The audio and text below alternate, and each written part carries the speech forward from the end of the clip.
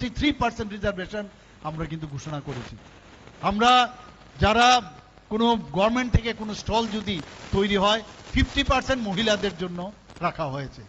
আমাদের যারা মহিলারা আছেন, যারা এই বিভিন্ন 28টা যে আমাদের যে কলেজ আছে, সেখানে মেয়েরা যদি সেখানে পড়াশোনা, তাদের কোনো রকম বেতন সেখানে দিতে হবে না, আমরা ফ্রি করে দিয়েছি, সব মুকুব করে দিয়েছি। আমাদের বিভিন্ন জায়গায় যে পিঙ্ক টয়লেট, কারণ পাবলিক টয়লেটে যদি দূর থেকে যারা মহিলারা আছেন, ছোট ছোট বাচ্চারা আছেন, তার জন্য আমরা পিঙ্ক টয়লেট আমরা বাজেটের মধ্যে আমরা ঘোষণা করেছি।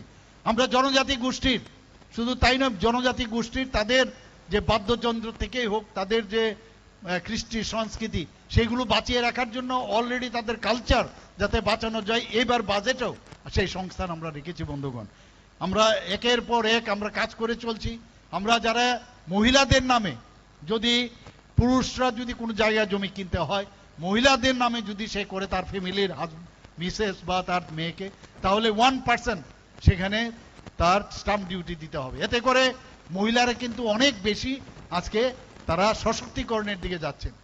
মহিলাদের জন্য আজকে আমরা যারা ক্লাস 9-এ পড়ে, তাদেরকে আমরা প্রায় 1,30,000-এর উপর যারা, তাদেরকে আমরা বাইসাইকেল বিনা পয়সা দিয়েছি।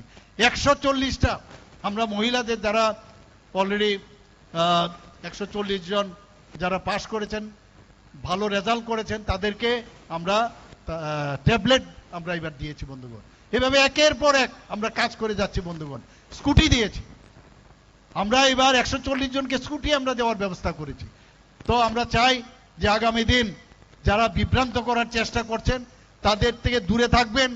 তাদেরকে আপনারা একটু আলাদা করে চিন্তা ভাবনেন যে এরা কেন আপনাদেরকে ভুল পথে পরিচালিত করছে, এবং ভারতীয় জনতা পার্টি যেভাবে কাজ করছে, মানুষের জন্য যেভাবে কাজ করছে, মাননীয় প্রধানমন্ত্রীজি যেভাবে কাজ করছেন, আমাদের পার্টি যেভাবে কাজ করছেন, সেই দিশা রেখে আগামী দিন এডিসির যে নির্বাচন আসছে, সেখানে পূর্ণরূপে আমরা যেন জিততে পারি সেই ব্যবস্থা আপনারা করবেন।